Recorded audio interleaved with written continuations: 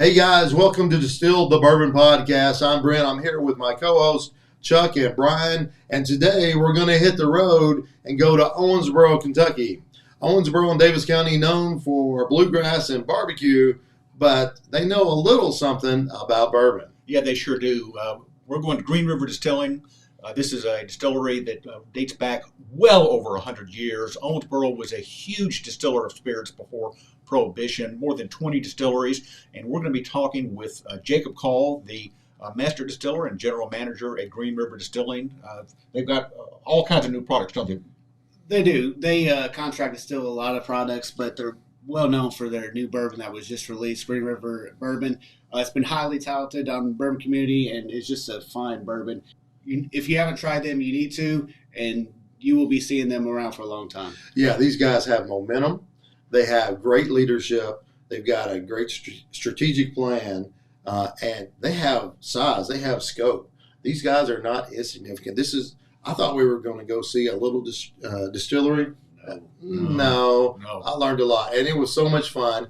And we're going to hear today from Jacob Call, the master distiller and general manager at Green River. And man, what a great interview. This guy has tons of history in the business. His family goes back, I think, eight generations. Eighth generation distiller. So knowledgeable, and it's just a lot of fun to hear from him.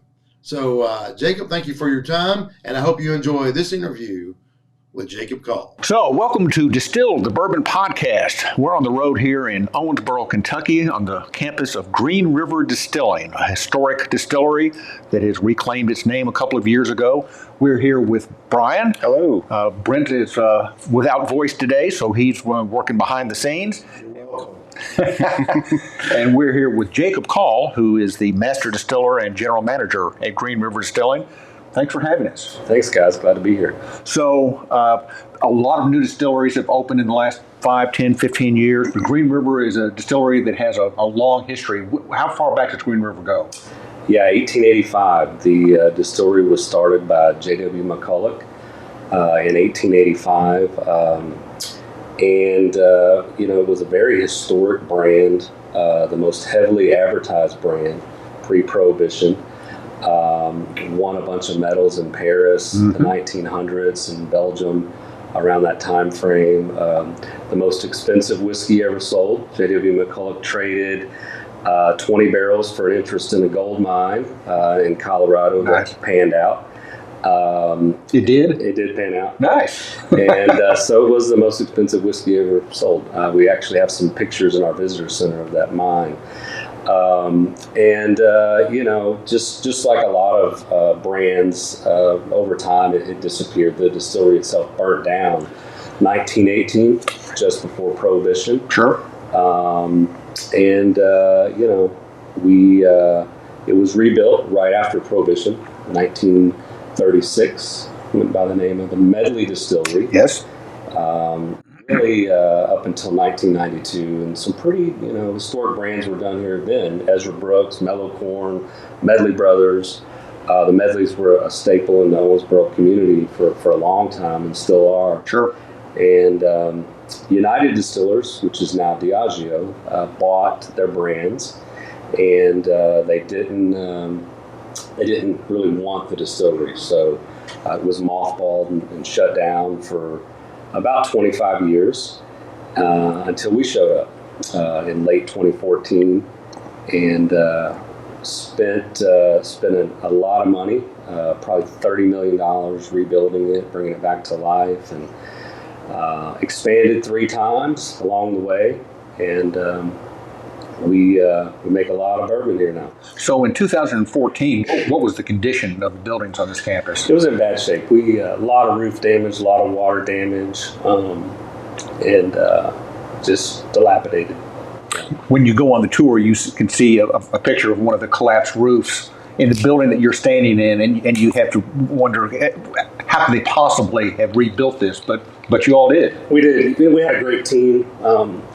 It's always bigger than one person, but we had a great team, great group of contractors, a local group that just helped us all along the way. So people think about the Bourbon Trail. Mm-hmm. They think They think Bardstown area, they think the Frankfurt for Sales area, they think the Louisville area. We're out here in Western Kentucky. We're in Owensboro. Owensboro actually has quite a rich history of distilling. Yeah, it sure does. And, a lot of people don't realize that, but back before Prohibition, there were 23 distilleries. Amazing. In Davis County. And then I read somewhere the other day that just before, in the late 1800s, Davis County had double the amount of tax revenue for tobacco and alcohol, double that of any other county in the United States. So double Louisville, double Bardstown, Nelson County. Wow. So yeah, a lot of history here. And you pay homage to Owensboro and Green River obviously on your bottle. We do, yeah. We put the pride of Owensboro right on the bottle. That was important to us, for the community. Owensboro has been very supportive of our distillery and our journey here. Couldn't ask for better partners. And, it was important for us to, when you're bringing back a historic brand like that, you want to pay homage to Owensboro. So given your location on the Bourbon Trail, have you guys seen obstacles with getting tourists here? Well, we consider ourselves the gateway from the west, so we're normally the first stop or the last stop if you're coming from Indiana or Iowa or Illinois or somewhere like that. St. Louis. Yeah, St. Louis. We're a destination, so you have to be looking to find us. We're hoping that changes with the Green River brand. Having our own brand now should help a lot of those bourbon seekers find us. Yeah, but you're a top 4 producer in the country as far as independent. Yeah, so we make 94,000 barrels of bourbon a year, which makes us the 4th largest independent bourbon distillery in the United States. So as far as your proprietary brands, what are you all selling today? So Green River, which we just launched in February, that is sold right now in Kentucky, statewide. It will be rolled out to Tennessee in March. Then it'll go to Missouri, and then Northwest Florida. Also Indiana, will be in Indiana. We have a brand called Yellow Banks, which is really just a local kind of Owensboro brand. It's a neat juice. Yeah. It's favorites, by the way. Oh, good. Yeah, On his bar. That's a collaboration I did with the Kentucky Corn Growers Association. So we, you guys know this. We're in the heart of corn country down here in Western Kentucky. Sure. Got a good relationship with the Kentucky Corn Growers Association. We put their logo on the bottle, and 5% of sales go back to corn and ag research in Kentucky. We buy all local Kentucky corn, really from about a 30-mile radius of the distillery.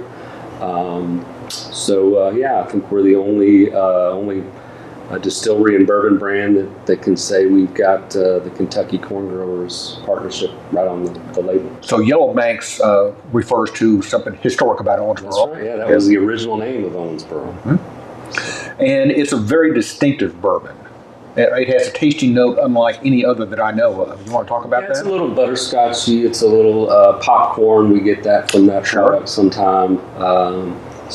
92 proof, but it's pretty smooth and sweet. Oh, it's very sweet. It's perfectly smooth, and it's just so distinctive from anything else. I just really love it. I don't know of anything else that's out there that's quite like that. So Chuck, we do have this bourbon in front of us, so I think we must try it and kind of get some tasting notes from the master distiller himself. What do you think? By all means. Sounds good.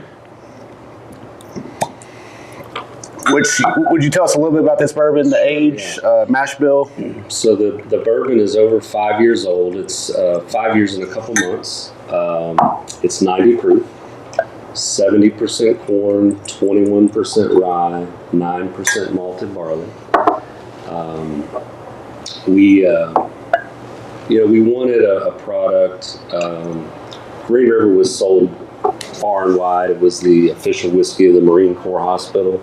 Nice. Back before Prohibition. We wanted to come out with a 90 proof sort of flagship bourbon for everyone. So that's what this is. Okay. So is your intent to come out with cask strength or other types of bourbons? Yeah, we'll get to that. I think probably next up will be a rye whiskey. Okay. So we've got some older rye. Probably next year we'll come with a rye. Then we'll come probably with bottled and bond. Will those be age state as well, 5 or 6 years? Okay. Yeah, they'll be older products. So a bottle and bond can be aged longer than 4 years, is that correct? Yeah. But it has to be 100 proof. Yes, Okay. 100 proof. Okay. Same distillery, same season. So spring or fall, same distiller. Bottled. 100 proof, yeah. So this is a high rye bourbon. High rye bourbon, yeah. So, first thing that I always get with this is just the tobacco we smell, cinnamon, a lot of cinnamon on the nose. I get some leather. Yeah, cherry even, fruity.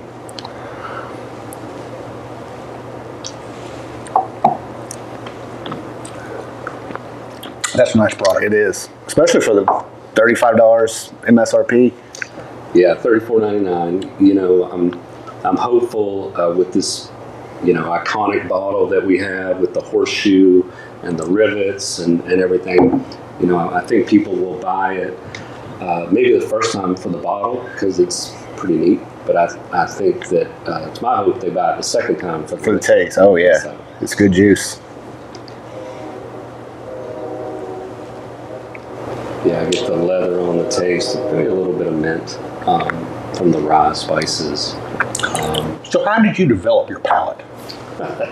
Over time, I guess. Yeah. You just taste a lot of different bourbons. And I'm not, most of us master distillers, we don't wax on poetically about Tasting notes. The tasting notes. That's normally the marketing folks that come up Yeah, with all that yeah. stuff. Thank you. But, Thank you very much. I just know whether I like it or not. That's You know, it's right. I taste, there's some pretty solid bases. So you've normally got vanilla, Sure. caramel, The classics. and oak.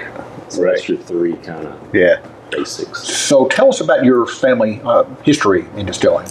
Yeah, so my family dates back to 1791. Before the Commonwealth of Kentucky. 1 year before, yeah. Samuel Call was my first ancestor, would be my 8th generation. That came to Bourbon County, Kentucky. He was a distiller.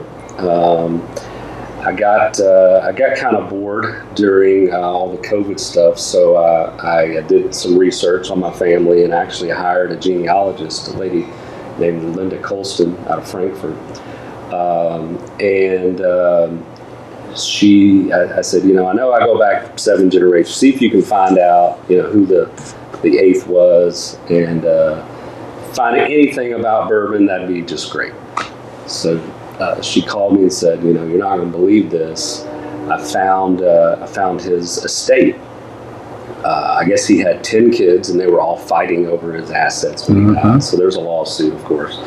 So I've got his asset list. He had a 75-gallon still, 120-gallon still, 12 fermenters. What? So it wasn't a hobby. He was in business. There were some depositions, 3 different depositions where he had some land dealings with Elijah Craig. So I guess effectively my family is one of the oldest distilling families in Kentucky. Very neat. And then in more modern times, my grandfather worked at Jim Beam. My dad worked at Jim Beam. You worked at Jim Beam for a short period of time. No, I never worked at Jim Okay. Beam. Yeah. My dad, we moved to Florida in the 90s. My dad was the master distiller for Cruzan Rum down in Florida. He created all the Cruzan Rum products. At that time, was that owned by Jim Beam? It was bought later. Later, okay. Yeah, it was bought later. And So he was making rum at that time. making rum, yep. And then I went to work. So I had all the really, let's say, more challenging jobs when I was in high school. I worked on the bottling line, worked in processing. We had a big cattle ranch down there that I took care of all our cows. We had a couple hundred head. And then the company, I went to work for my dad in the distillery. We had 2 distilleries there, so that's kind of where I learned a lot about distilling. And then that company was sold, and I knew the gentleman that bought this facility in 2014. And being from Kentucky, I was born in Bardstown, so always wanted to come back to get to make bourbon. And what did you do prior to coming back? So I was a banker for a while. Pretty successful. I was COO at Republic Bank in Louisville, and then they bought a bank in Florida, and I moved down there and helped out with the merger and whatnot. And being in Florida, that close to the industry, it just kind of sucked me back in. And making spirits is a lot funner than making, that's for sure. Yeah. So there's hope for all the bankers out there that one day they'll get to make bourbon too. So we talked about Green River. We talked about Yellowbanks, that butterscotchy bourbon. You have Kentucky 10. We do, yeah. We have a wheated product called Kentucky 10. We have a pretty neat little product called Humble Bee. We have our own bees here on site. We'll take some of their honey and have a honey flavored product. Yes. Green River is our flagship. It's our focus right now. Yeah, but part of your business is contract distillate, and you do a number of different product lines. We do, yeah. So we make products for Wheel Horse. It's a very, very popular brand that we make their liquid. Bradshaw, Terry Bradshaw stuff. We do the Duke bottling here. Winchester's one that we do for Total Wine and More. Kentucky 10, by the way, has a kind of a historic tie because you all are Kentucky DSP number 10. Yeah, so we're the 10th oldest registered distillery in Kentucky. That's our address, 10 Distillery Road here. And that's how Kentucky 10 came about. You were able to recover that DSP 10 number. Yeah, the Medley family, they did a really good job. Even though they weren't in business, they kept sending in their paperwork and everything. So they did a good job of keeping that number. Cool. So you spoke of Charles Medley. I know he bought this distillery in the early 90s and sold it in 2007. Was he not distilling here during that period of time? He stopped about 92. Oh, okay. So a very short period of time. Okay.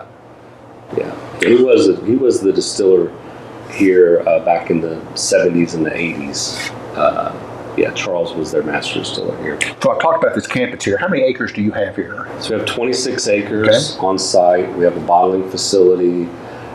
We have 6 warehouses here. And then off-site, we've got another 15 barrel houses. We're growing at such a rapid pace that we're building a new warehouse every 90 days. Nice. That's a good problem. And here on site, you have brick houses. Mm-hmm. Yeah, we have one metal sided, and then we have, they're actually hollow clay tile. Right. So they kind of heat up and cool down a little bit faster than a traditional brick would. So you don't heat or cool your rick houses? No, we don't. Okay. Were they designed to be climate controlled originally? They were, yeah. They had big boiler houses on the side of them where they could blow hot and cool air in. You have a big column still. We do 54-inch still. We do about 300 barrels a day. We're 24/7 operation, 50 weeks a year. Pretty busy. Well, it's great to have you in Western Kentucky, westernmost distillery on the Kentucky Bourbon Trail. I consider you kind of a hidden gem with Green River Bourbon being out there now. You're less hidden than before. Yeah, we've got a great story, I think, to tell. We have a very historic distillery that's been brought back to life. We've got an iconic brand that's been brought back to life. I think we've got some pretty good bourbon, 5-year-old bourbon in the product. So we've got a good story to tell, and I appreciate guys like you helping us to tell that story and to spread that word. We appreciate your time. Yeah. So one last question for you. So I know this has gone over exceptionally well. There's been great reviews from Fred Minnick and a number of other people.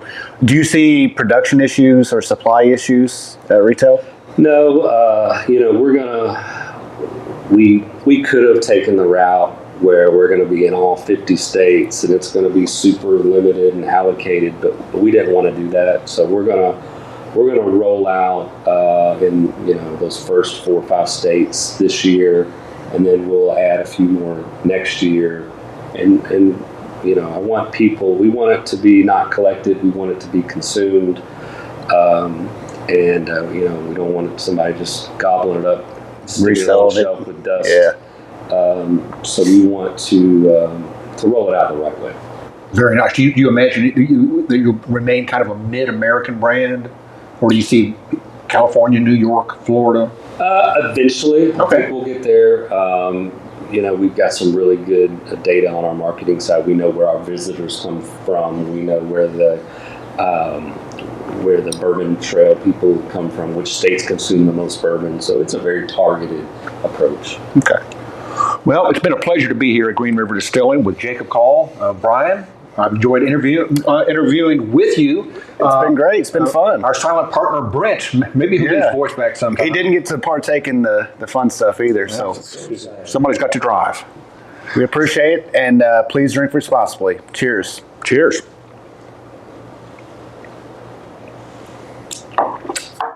Okay, so there you have it. Our interview with Jacob Call at Green River Distilling. Man, they've really got it going on, don't they, Brian? They really do. I mean, what really stood out to me is just the history of it. DSP number 10, 8th generation Jacob Call. Just amazing how rich the history is in Kentucky with bourbon. I've had the pleasure of meeting Charles Medley a few times, and it's just interesting to see that even though the distillery is closed, he continued to renew the DSP number 10. And who knew that there were over 20 distilleries in Davis County at one point? Yeah, that's amazing. There were a lot of little distilleries all over Kentucky in little bitty towns. A cool thing about Green River is its motto. Way back in the day, it had this motto, the whiskey without headache. I think maybe the Truth in Advertising people kind of leaned on him a little bit because they modified that and they adopted the motto, the whiskey without regrets. And they've got a big mural of that on one of the rick houses. You can buy the T-shirts with "Whiskey Without Regrets" on the back. It's a cool motto, maybe my favorite motto in the whole industry. Yeah, so I have no regrets except for the fact that I couldn't talk and I couldn't participate in the interview. Yeah, thanks for reminding me of that. I've never been so thirsty in my life as watching these two yahoos drink Green River while I was sitting there pushing buttons. You know, they're real excited about their Green River brand bourbon just out in early 2022. But we understand they're going to have more products coming out down the road. They're going to have a rye probably. They'll probably have a cask strength whiskey sometime down the road. So expect more out of Green River. Yeah, I think they're just getting started again in this new iteration, right? And you're going to hear a lot about Green River Distillery. So with that said, we'll keep an eye out for things to come, and please drink responsibly.